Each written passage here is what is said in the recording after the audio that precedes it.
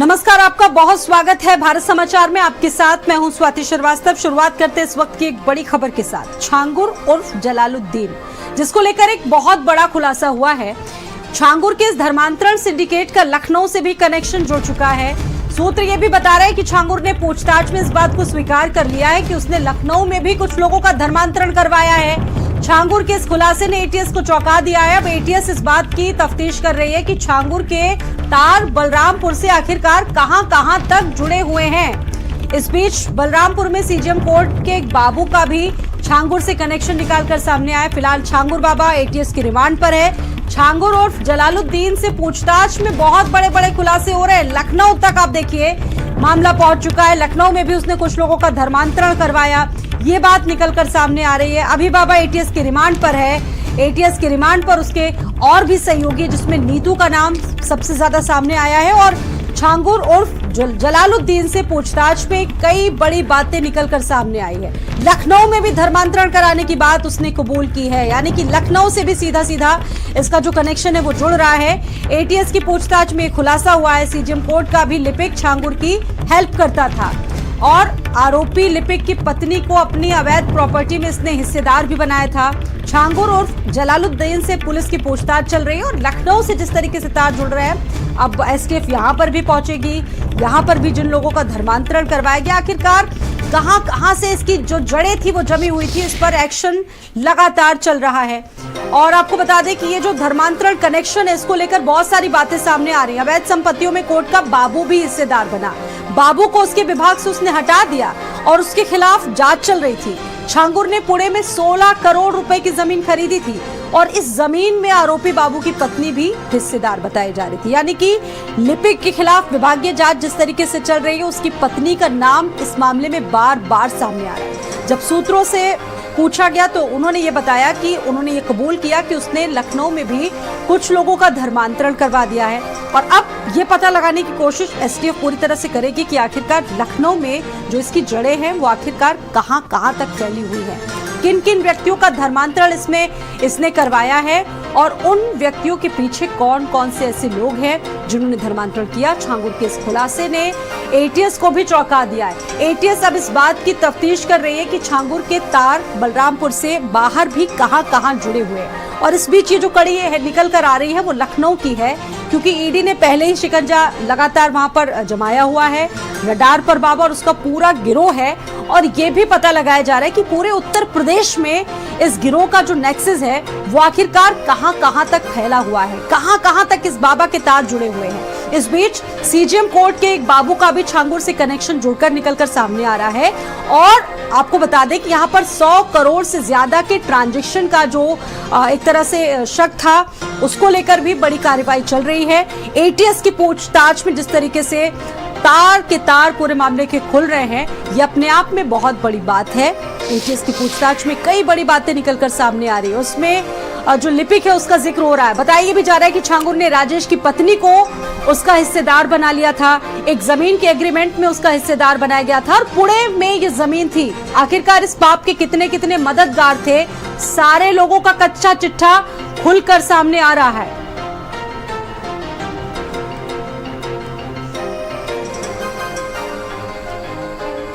धर्मांतरण के लिए ना मानने पर छांगुर उन लोगों पर फर्जी एफआईआर भी करवाता था।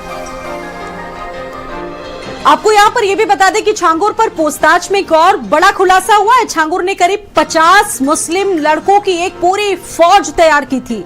ये लड़के ब्लैक ड्रेस में रहते थे, छांगुर के एक इशारे पर कुछ भी करने को तैयार रहते थे। छांगुर अपने इस ब्लैक ड्रेस फौज से गरीब और मजलूमों पर बहुत प्रेशर बनाता था, उनको डराता था, धमकाता था, धर्मांतरण के लिए वो विवश करता था। आप सोचिए कि खुद सफेद कपड़े ये पहनता था बाबा, छांगुर बाबा, लेकिन इसने एक पूरी फौज बना रखी थी जो बाबा के इशारे पर कुछ भी करने से पूरी तरीके से वो तैयार हो जाता था। और बताया जा रहा है कि लगभग 50 लड़कों की पूरी जो आर्मी थी वो इसके पीछे तैयार हुई थी और बाकायदा इस आर्मी का एक ड्रेस कोड भी हुआ करता था। 50 मुस्लिम लड़कों की एक पूरी फौज जो बाबा के हर एक इशारे पर काम करने के लिए तैयार रहती थी। छांगुर के एक इशारे पर ये कुछ भी कर देते थे। छांगुर अपने इस ब्लैक ड्रेस फौज से गरीब, मजलूम और तमाम असहाय लोगों पर लगातार दबाव बनाता था, उनको डराता था, धमकाता था। और जानकारियां तो ये भी आ रही हैं कि मतलब धर्मांतरण करवाने के लिए किसी भी हद तक गुजर जाता था, धर्मांतरण के लिए उनको मजबूर करता था। अभी तक जो जानकारियां सामने आ रही थी उसमें यह बताया जा रहा था कि ये महिलाएं सबसे ज्यादा सॉफ्ट टारगेट इसमें होती थी। मेरठ का नीला ड्रम फिर से सुर्खियों में है। जी हां, वही नीला ड्रम जिसने मुस्कान और उसके प्रेमी साहिल ने पति सौरभ को मारकर भर दिया था। इस बार वो ड्रम दर्द का नहीं बल्कि भक्ति की कहानी लिख रहा है। गाजियाबाद के कांवड़िए भगवान शिव की आराधना के लिए नीला ड्रम लेकर निकल चुके हैं ताकि सौरभ की अशांत आत्मा को शांति मिल सके। 16 साल का शिवम इस कांवड़ यात्रा में श्रद्धा का प्रतीक बना हुआ है, जहां ड्रम अब हत्या का नहीं बल्कि मोक्ष की यात्रा का प्रतीक बन चुका होगा।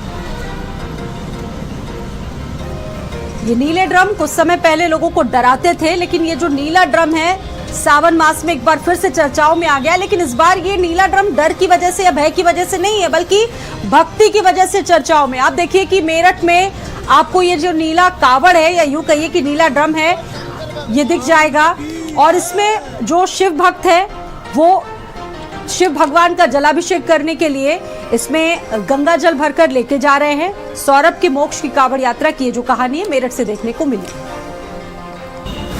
सावन के महीने में कांवड़ केवल पुण्य पाने का साधन ही नहीं है, वो हमें ये भी बताती हैं कि हमारे बीच समाज में किस तरह की कुरीतियाँ फल फूल रही हैं और समय समय पर वो हमारे इसकी याद भी दिलाती हैं। मेरे पीछे एक कांवड़ आप देखेंगे जो ब्लू ड्रम में है। इस कांवड़ में गंगा जल भरा हुआ है। ये लोग हरिद्वार से आए हैं और गंगा जल लेकर यहाँ से जा रहे हैं गाजियाबाद। ये जो नीला ड्रम है पिछले दिनों मेरठ में चर्चित रहा, मेरठ में ही नहीं पूरे देश में चर्चित रहा। पहले तो बोले ये जानना चाहेंगे कि ये नीला ड्रम आपको मिला कहाँ से? भोले दुकान पे से लिया था। अच्छा, क्या क्या पैसे के? ये भोले कुछ भी नहीं, एक ड्रम ऐसी 400-500 रुपये का। अच्छा, इसका आइडिया कैसे आया कि ये नीले ड्रम में ही कांवड़ जानी है? कांवड़ तो पीतल के, स्टील के और प्लास्टिक के और बर्तनों में जाती है। भोले अब इसमें आइडिया क्या बात है, जिस भोले का जैसा मन करा वैसे कांवड़ ढाली। आपको मालूम है ये नीला ड्रम चर्चा में क्यों है? भोले ये तो उससे था जो क्या नाम है अभी हत्याकांड चल रहा था उससे चर्चा में हो रहा, नहीं तो नीले ड्रम को कोई नहीं पूछ रहा था। ये तो एक तरीके से समाज में जो कुरीति है उसको दिखाता है। भोले अब क्या नाम है जो हम नीला ड्रम भर के लाए ना, तो अब इसे हम अपने भोले पर चढ़ाएंगे जल। जो ये न्यूज़ ज़्यादा चल रही थी अब इससे जो ड्रम है से अब सब कुछ धो जाएगा, मतलब जो हत्याकांड का वो हो रहा ना, इसे हम अपने भोले पर चढ़ाएंगे जल इसमें से, तो वो सारा उस पाप धुल जाएगा। अब उस भाई की जिस भाई का हत्याकांड हुआ था उसकी भाई की आत्मा को शांति मिले, हम तो यही चाहते हैं बस। क्या बड़ा विचार लेके आए हो मेरे भाई। आपका क्या नाम? शिवम। मैंने देखा आप कंधों पर पूरी ताकत लगा के कांवड़ लेकर चल रहे हैं, 100 कदम चल रहे हैं, फिर रुक कर रेस्ट कर रहे हैं। कितना लीटर जल है इसमें? 101। कितना लीटर जल है इसमें? 101। 101 लीटर। आपकी उम्र कितनी है? 16 साल। 16 साल के। वजन कितना है? 54 किलो वजन में 101 लीटर जल लेकर चल रहे हैं। हाँ जी।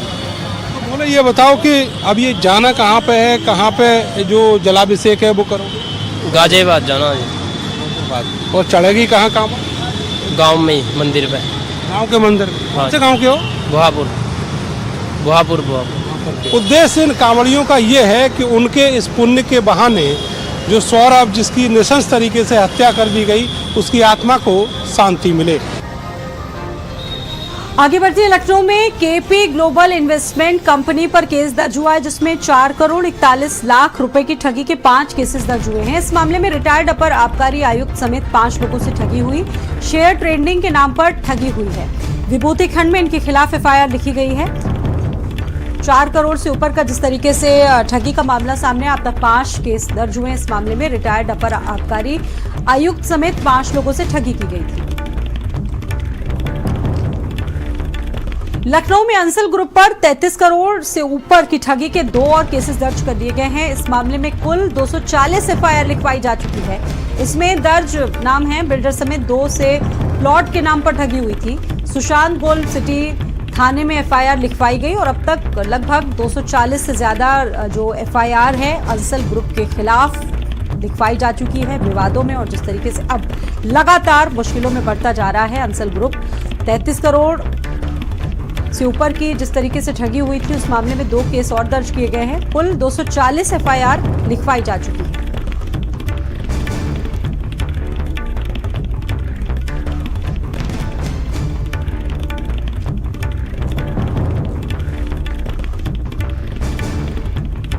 समाज कल्याण मंत्री असीम अरुण का एक वीडियो सोशल मीडिया पर काफी वायरल हो रहा है और उसके बाद वो हम आपको तस्वीर दिखाएंगे। दरअसल ये पूरा मामला मुरादाबाद के एक सरकारी छात्रावास का है, जहां छात्रों ने आरोप लगाए थे कि उनको ना तो समय से खाना मिलता है, ना साफ सफाई होती है, ना ही स्टाफ की कोई जवाबदेही है।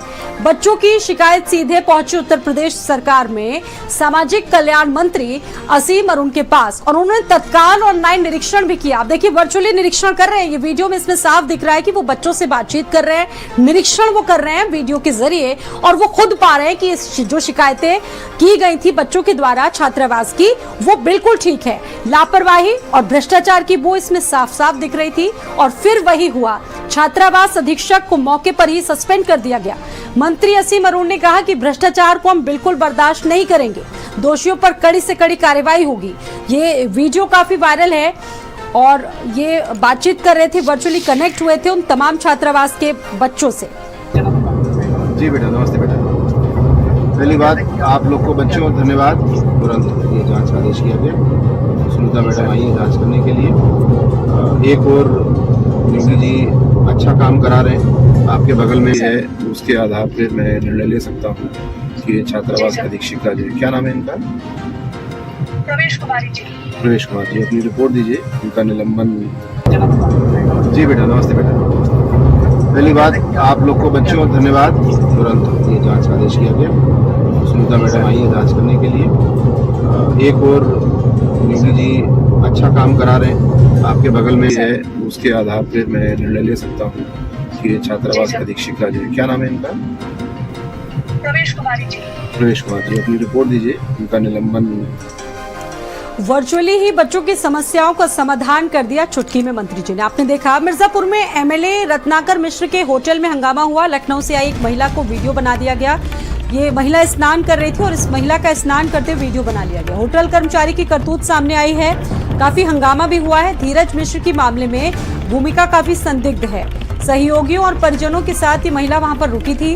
अब महिला की तहरीर ले ली गई है। विंध्याचल थाने में एफआईआर दर्ज की गई। होटल कर्मचारी की करतूत पर जमकर हंगामा हुआ, परिजनों ने जमकर हंगामा किया। एक महिला जो कि स्नान कर रही थी उस महिला का वीडियो बना लिया गया।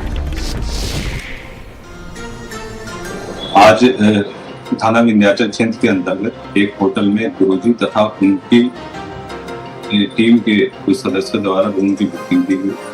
इसी के क्रम में आज सुबह उनके ग्रुप की एक महिला सदस्य द्वारा अपने रूम का बाथरूम जब इस्तेमाल किया गया, उसी समय होटल के कर्मचारी द्वारा उसकी एक आपत्तिजनक फोटो बना ली गई। इसी के आधार पर तहरीर प्राप्त कर सुसंगत धाराओं में अभियोग पंजीकृत कर लिया गया तथा अभियोग को गिरफ्तार कर आवश्यक विधिक कार्रवाई की गई। इसमें विवेचनात्मक कार्रवाई प्रचलित है और मौके पर शांति व्यवस्था बनी। ललितपुर में पत्नी की मौत के बाद 14 घंटे के बाद पति की भी मौत हो गई। पति और पत्नी की मौत से 2 परिवारों में कोहराम मच गया। सास ससुर के विवाद में दोनों ने जहर खा लिया था। अब मायके पक्ष की तहरीर पर 4 लोगों के खिलाफ पुलिस ने मुकदमा दर्ज किया है। तालबेहट कोतवाली के तिवरियाना मोहल्ले का ये मामला है। पति और पत्नी दोनों की मौत हो चुकी है। बताया जा रहा है कि इसमें सास ससुर का विवाद हुआ था, जिसने दोनों ने जहर खा लिया। पहले पत्नी की मौत हुई और 24 घंटे के बाद पति की भी मौत हो गई।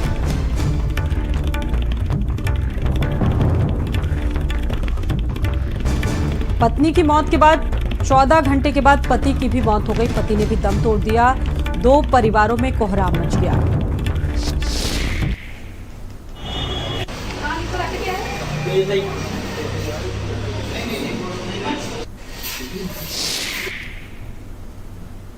शादी हुई थी 22 अप्रैल 2024।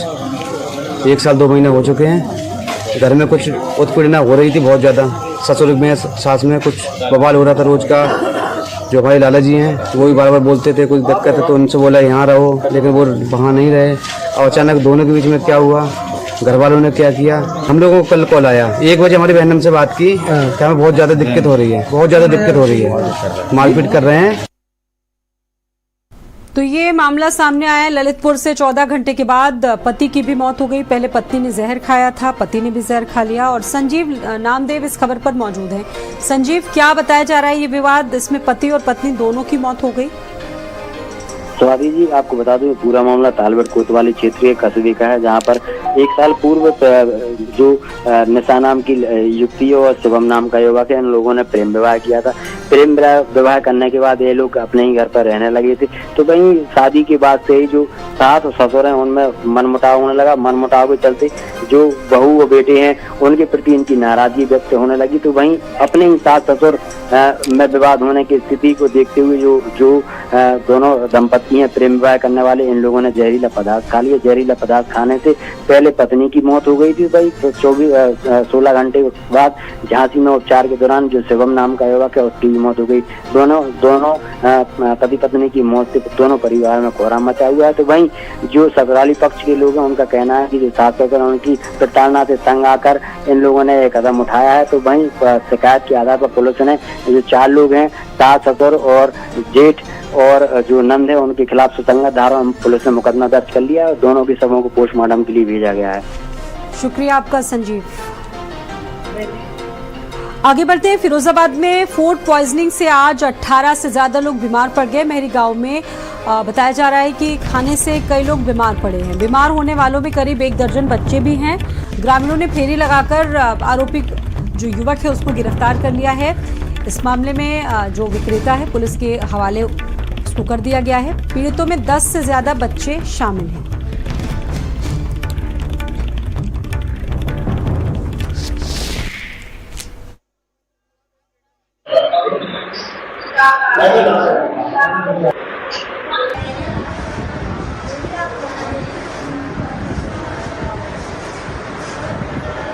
ये अभी हमारे यहाँ जो बच्चे भर्ती हुए 9 और जो जैसा कि साथीगण बता रहे हैं कि और आने की संभावना है, इन सब बच्चों में एक ही तरह के लक्षण पाए जा रहे हैं। उल्टी है, पेट दर्द है, जलन हो रही है पेट में इनको, है ना, बेचैनी, उल्टी सी महसूस होना। तो ये और जो साथ में लाए हैं, ये जो सामान बिक रहा था बाजार में, आप लोगों ने देखा होगा 3 पैकेट पड़े हुए हैं। तो कई बार ऐसा होता है बारिश की वजह से इनमें पानी की बूंदें आ जाती हैं, सुमसुमा जाते हैं, तो इनमें बैक्टीरिया, वायरस, इनके टॉक्सिन्स आ जाते हैं। जैसा कि आप देख रहे हैं, ग्राम महरी, थाना टूंडला और तहसील सदर के कुल 13 बच्चे फूड पॉइजनिंग की वजह से यहाँ हॉस्पिटलाइज्ड हुए हैं और सभी आउट ऑफ डेंजर हैं, उनका इलाज हो रहा है, खतरे से बाहर है। कुल टोटल 13 बच्चे हैं और उसमें कुछ बड़े भी बताए जा रहे हैं। 3 बड़े हैं और 10 छोटे बच्चे। तो 18 बच्चे बीमार हुए हैं, फूड पॉइजनिंग के शिकार हुए हैं और अब सब बच्चे ठीक बताए जा रहे हैं। खतरे से बाहर इनकी स्थिति बताई जा रही है। फिरोजाबाद से संवाददाता जुड़ चुके हैं जितेंद्र इस खबर पर। जितेंद्र, क्या स्थिति बताई जा रही है इन बच्चों की अभी? देखिए, अब हालत सामान्य है। सभी को उपचार के बाद अब रेफर करने की प्रक्रिया की जा रही, घर इनको व्यवस्थित रूप से भेजा जाएगा। कुल मिला के ये कहीं ना कहीं खाद्य विभाग की लापरवाही है। सरकार ने ये विभाग इसीलिए बनाए कि बिना शिकायत के भी ये विभाग सक्रिय रहे। शिकायत पर तो काम करते नहीं है, लेकिन जो स्थानीय लोग हैं वो बता रहे हैं कि इस तरह की शिकायतें कई बार की गई, लेकिन खाद्य विभाग ने कोई सुनवाई नहीं की। तो फूड विभाग की ये लापरवाही है जिसके तहत ये घटना घटित हुई है। हालत स्थिर है, बच्चों को उपचार के बाद अब उनके घर भेजा जा रहा है। शुक्रिया आपका जितेंद्र।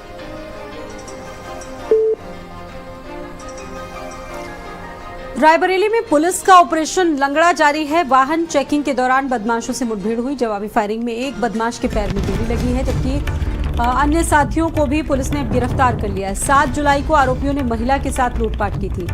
कब्जे से तमंचा, महिला से लूटी गई पर्स और नकदी भी बरामद कर ली गई है। डलमऊ कोतवाल क्षेत्र में ये मुठभेड़ की घटना घटित हुई थी। इस कार्रवाई में एक बदमाश के पैर में गोली लगी है, जबकि जो अन्य बदमाशों के साथी हैं उनको भी पुलिस ने गिरफ्तार कर लिया है।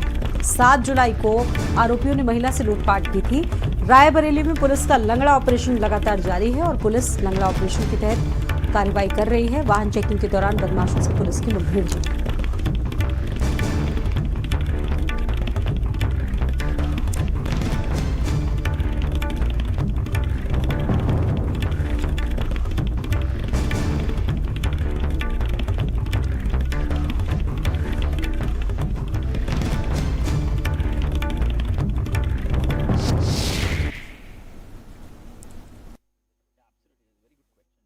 तो पुलिस पे के ऊपर फायरिंग किया।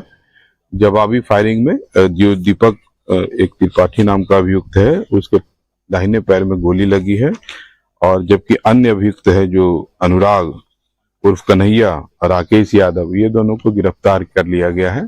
दीपक जो है उसको रेफर किया गया CHC में और वहां उसका इलाज चल रहा है।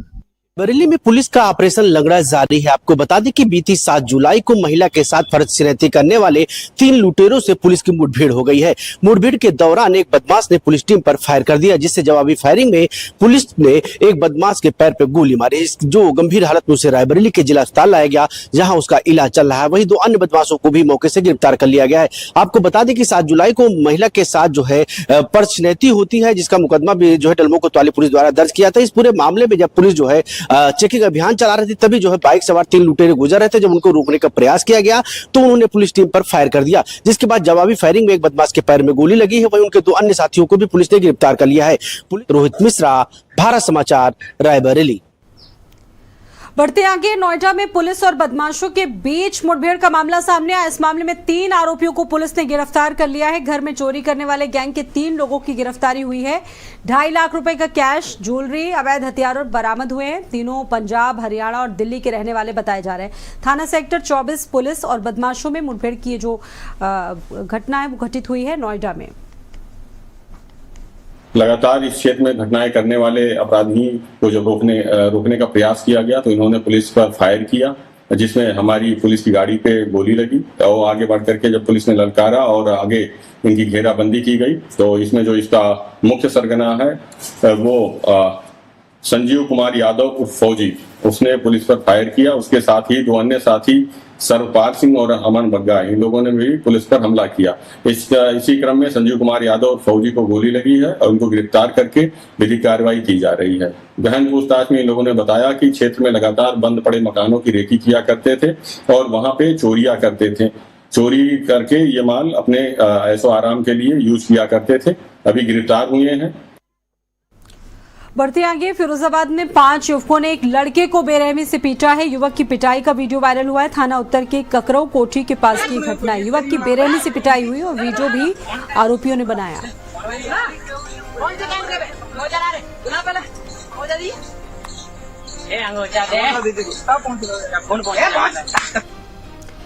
श्रावस्ती में विवाहिता की मौत और परिजनों ने दहेज हत्या के आरोप लगाए हैं। पुलिस ने जुटाए हैं साक्ष्य। शव को पोस्टमार्टम के लिए भेजा गया है। सिरसिया क्षेत्र के भरताकला गांव की घटना है। श्रावस्ती में एक विवाहिता महिला की मौत हो गई। परिजनों ने दहेज हत्या के आरोप लगाए। पुलिस पूरे मामले की तफ्तीश कर रही है।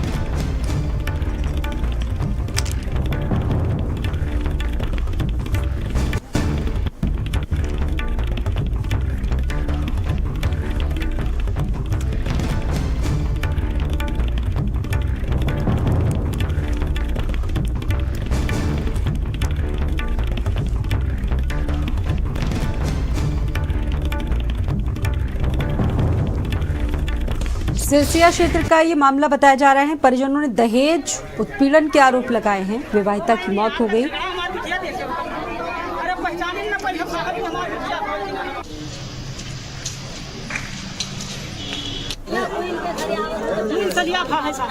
ग्रेटर नोएडा में वीडियो से विकास प्राधिकरण की पोल खुल गई है। यहाँ पर शमशान घाट तक पहुँचने में लोगों को काफी कठिनाइयां होती थी। लबालब पानी में अर्थी ले जाते ग्रामीण दिखे थे। कई ऐसे वीडियोस भी सामने आए थे। शमशान घाट तक जाने का कोई भी पक्का रास्ता नहीं था।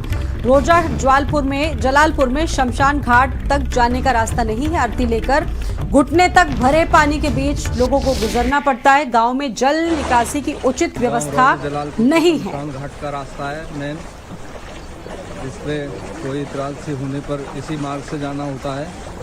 अथॉरिटी से पहले भी इस संबंध में हमारी तरफ से सूचना। दानिश हमारे साथ मौजूद हैं। वैसे तो दानिश अगर देखा जाए तो सबसे ज़्यादा रेवेन्यू देने वाला ज़िला है ग्रेटर नोएडा, काफ़ी एडवांस ज़िला है, लेकिन ये जो व्यवस्थाएं हैं प्राधिकरण की, पोल खुल रही है, वीडियो सामने आया है, कुछ किया गया है अभी तक कि नहीं किया गया है यहाँ पर सड़कों के लिए? बिल्कुल सही कहा आपने कि सबसे ज्यादा रेवेन्यू देने वाला इलाका है ये, लेकिन उसके बावजूद भी यहाँ के जो हालात हैं वो उस वक्त उनकी पोल खुल जाती है जब बारिश होती है। मानसून से पहले बड़े बड़े दावे किए जाते हैं कि इस बार सारी तैयारियां करी गई हैं।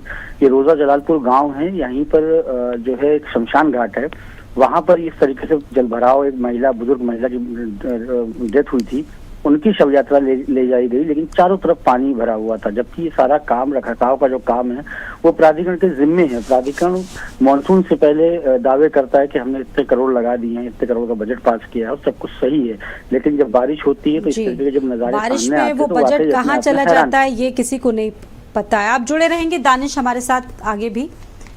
नोएडा से ही अगली खबर है, प्राधिकरण के दावों की पोल खुली है, आपने देखा भी।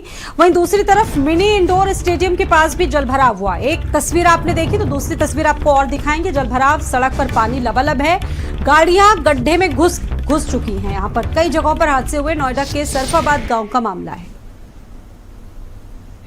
दानिश हमारे साथ मौजूद है। दानिश, वो खबर तो दर्शकों ने देखी और ये दूसरी तस्वीर भी निकलकर सामने आई है। गाड़ियों का क्या हाल है?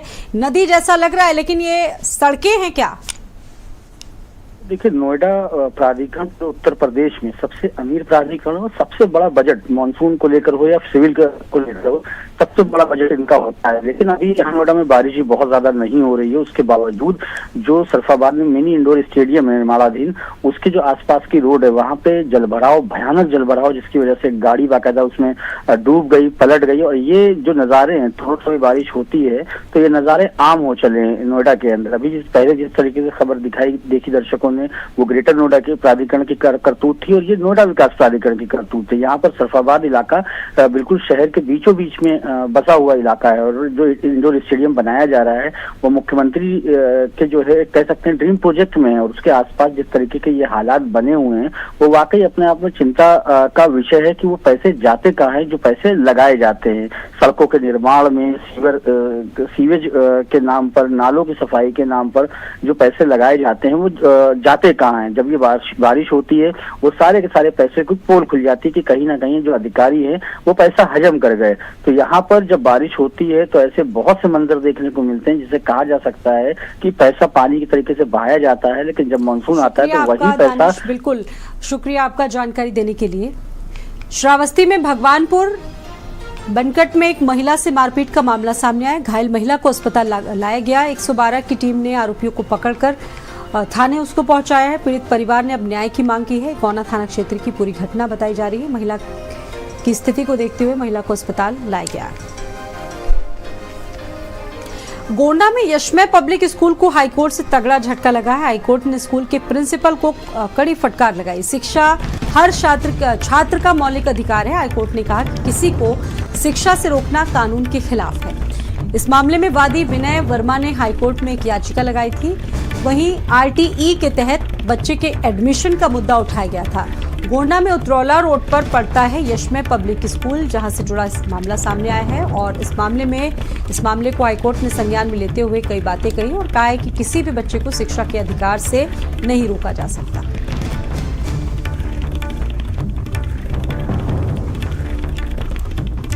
राइट टू एजुकेशन को लेकर ये मामला उठा था। गोंडा में उतरौला रोड पर पड़ता है यशमय पब्लिक स्कूल और इस स्कूल को हाईकोर्ट से झटका लगा है। इस मामले में प्रिंसिपल को भी हाईकोर्ट ने कड़ी फटकार लगाई है और हाईकोर्ट ने यह भी कहा है कि शिक्षा हर छात्र का मौलिक अधिकार है। किसी को शिक्षा से रोकना कानून के खिलाफ है। राजेश जुड़ गए इस खबर पर। राजेश, पूरा मामला बताइए, क्या है? देखिए, ये गोंडा का एक बहुत बड़ा स्कूल है, यशमय पब्लिक स्कूल, और यशमय पब्लिक स्कूल में आरटी के तहत एक बच्चे के दाखिले को लेकर के पूरी याचिका दाखिल की गई थी और ये बताया गया था कि जो याचिका दाखिल हुई उसके मुताबिक बताया गया था कि बच्चे को विद्यालय में प्रवेश नहीं दिया जा रहा, जिसको लेकर के हाईकोर्ट ने कड़ा रुख अख्तियार किया और उन्होंने कहा कि शिक्षा जो है वो हर एक बच्चे का मौलिक अधिकार है और इससे किसी भी बच्चे को दूर नहीं किया जा सकता। बच्चा जिस भी विद्यालय में एडमिशन चाहता है उस विद्यालय उसको एडमिशन करना ही पड़ेगा। इसको लेकर के हाईकोर्ट ने बहुत सख्ती दिखाई और खास तौर पर जो यशमय पब्लिक स्कूल है उसके प्रिंसिपल को ये वार्निंग जरूर दी गई है कि अगर वो बच्चे का दाखिला नहीं करते हैं तो इसे कोर्ट ऑफ कंटेम्प्ट माना जाएगा और इसके खिलाफ उनके विद्यालय के खिलाफ कड़ी कार्रवाई करते हुए उनकी मान्यता को तत्काल प्रभाव से रद्द कर दिया जाएगा। तो चूंकि एक बड़ा फैसला है और हाईकोर्ट ने फैसला दिया है और शिक्षा के मौलिक अधिकार को लेकर के फैसला दिया गया है, ये अपने आप में बहुत बड़ी बात है। क्योंकि जो स्कूल ये किया करते थे कि वो बच्चों को प्रवेश नहीं देते थे, बड़ी बड़ी लंबी चौड़ी फीस लेते थे, उसको लेकर भी कहीं ना कहीं ये जो हाईकोर्ट का फैसला है। और ये पूरे प्रदेश के लिए राजेश निश्चित तौर पर एक सबक भी बनना चाहिए। बहुत धन्यवाद राजेश आपका जानकारी देने के लिए। देवरिया में मजदूर की पीट कर निर्मम हत्या का मामला सामने आया। सपा जिलाध्यक्ष व्यास यादव के बेटे पर गंभीर आरोप लगे। बेटे सचिन यादव और उनके भाइयों पर हत्या के आरोप लगे हैं। मृतक आरोपी के मकान में मजदूरी किया करता था। मजदूरी मांगने पर मजदूर की हत्या कर दी गई। इस मामले में 4 लोगों के खिलाफ पुलिस ने केस दर्ज किया है। सदर कोतवाली क्षेत्र के सकरापार की घटना है। बेटे सचिन यादव और कुछ और लोगों पर हत्या के आरोप लगे हैं। देखिए, गांव सकरापार जो थाना कोतवाली क्षेत्र का है, वहां से हम लोग को एक तहरीर मिली थी और जो मृतक हैं उनका पंचायतनामा पोस्टमार्टम भी विधिवत करा लिया गया एक टीम से और उनके पंचायतनामा के और पोस्टमार्टम के रिपोर्ट के आधार पर और अन्य साक्ष्यों के आधार पर हम लोग आगे विधि कार्रवाई कर रहे हैं। उसमें FIR जो उन्होंने जो दी है तो उनके जो दी है उनके सुसंगत धाराओं में मुकदमा पंजीकृत कर लिया गया है। किन धाराओं में हत्या का मुकदमा दर्ज है। हमारा पापा उनके पास चौकीदारी करते थे। तो करते थे चौकीदारी। 3 लोग गए हमारे पापा पैसा मांगने इनके पास। ये बोले हम पैसा नहीं देंगे, तुम जाओ यहाँ से भगो। तो पापा हमारे चल गए थे घर। 3 लोग गाड़ी से जाकर बढ़िया से कालर पकड़ कर चल बैठ नहीं रहे थे। तभी भी बढ़िया से उनको ले जाकर वहाँ पे मार उड़ कर लिया के 8 बजे के ले गए थे। 11 बजे रात के ले आके वहाँ पे हमारे घर के सामने फेंक कर चले गए। आपके पिताजी का क्या नाम था, किसके यहाँ चौकीदारी करते, तो लोग कौन है, किस पार्टी से? हमारा पिताजी का नाम है परवान कुंज बिहारी। यहाँ करते थे काम, यही सब करते थे चौकीदारी। अगली खबर है वाराणसी से। यहां पर कांग्रेस के प्रदेश अध्यक्ष अजय राय पर मुकदमा दर्ज हुआ है। इसमें एक वीडियो में शहर की दुर्व्यवस्था को वो दिखा रहे थे। अजय राय ने गड्ढे में कूदकर गंदगी दिखाई थी। कैंट रेलवे स्टेशन को ध्वस्त करने का उन्होंने इस मामले में आक्रोश भी जाहिर किया था। इस मामले में अजय राय सहित 10 अन्य लोगों पर मुकदमा दर्ज हुआ है। वाराणसी के सिगरा थाने में अजय राय के खिलाफ मुकदमा दर्ज किया गया। सारे गुजरात के ठेकेदारों को काम दिया जा रहा है। ये सब गुजरात के ठेकेदार काम कर रहे हैं। ये पूरे शहर को इस तरीके से खोदा गया है। ये राज क्षेत्र का संसदीय क्षेत्र, ये पूरे शहर को बर्बाद किया जा रहा है और पूरे शहर को खोदकर सारे गुजरात के ठेकेदारों को काम दिया जा रहा है। ये सब गुजरात के ठेकेदार काम कर रहे हैं। ये पूरे शहर को इस तरीके से खोदा गया है। ये राज क्षेत्र का संसदीय क्षेत्र, ये पूरे शहर को बर्बाद किया जा रहा है और पूरे शहर को खोदकर। हमारे साथ बातचीत के लिए इस वक्त कांग्रेस के प्रदेश अध्यक्ष अजय राय जी जुड़े हैं, उनसे बातचीत करेंगे। सर, कल आप लोग काशी के सड़कों पर निकले थे, नाइट बाजार देखने के लिए गए थे, वहाँ पर जो अव्यवस्था थी उसको दिखा रहे थे। आज आप लोगों के खिलाफ क्या वजह रही, इसके पीछे क्या वजह? इसके पीछे की वजह एक ही है कि ये पूरी सरकार इतनी डरी हुई घबराई हुई है कि जो असलियत है उसको हम लोग दिखा रहे हैं, जो सत्यता दिखा रहे हैं कि बनारस के अंदर आज आम जनता परेशान है और इनको हम लोग सारी बातें बता रहे हैं और इससे ये पूरी तरीके से घबरा गए। इन्होंने मुकदमा दर्ज कराया है, पर हम निश्चित तौर से लड़ेंगे। कल हमारा पूरे प्रदेश के अंदर एक प्रतिनिधि मंडल राज्यपाल को, महामहिम राज्यपाल को जिलाधिकारी के माध्यम से पत्रक देगा और ये पोल खोलो यात्रा पूरे प्रदेश में हमारी कांग्रेस पार्टी की चलती रहेगी।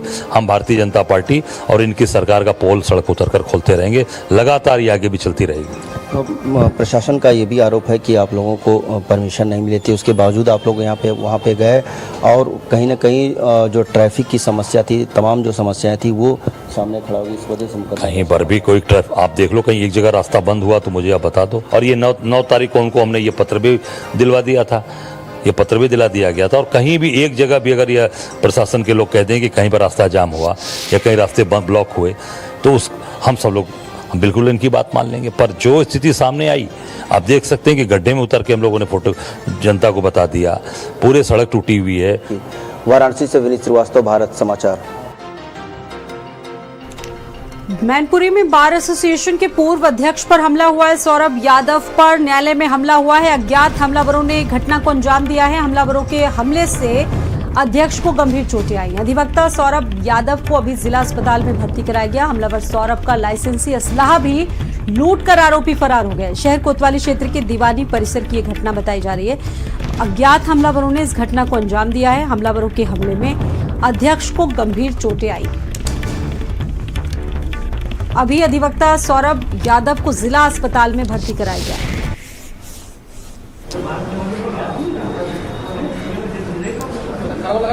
अपने घर से गया था कोर्ट के लिए।